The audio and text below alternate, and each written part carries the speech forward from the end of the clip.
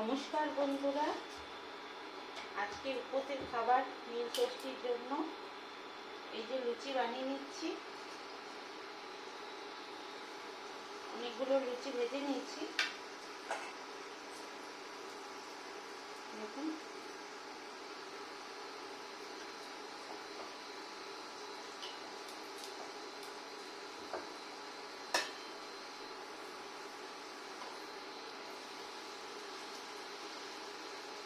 যে লুচিটা ভেজে নিচ্ছি, দেখুন।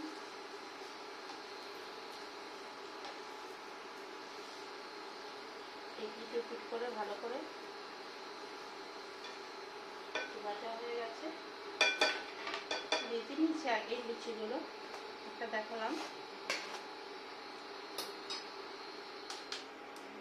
লুচি আর এই যে সুজি একটু বানিয়ে নিয়েছি, আর এই যে দুটো মিষ্টি আছে।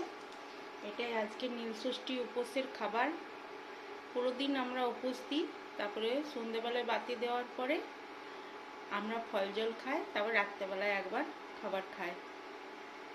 এটাই হলো আজকে নীলষষ্ঠী উপোসের খাবার। কেমন হয়েছে বলবেন। থ্যাংক ইউ, নমস্কার। আবার দেখা হবে অন্য কোনো দিন অন্য ভিডিও নিয়ে। ভালো থাকবেন, সুস্থ থাকবেন।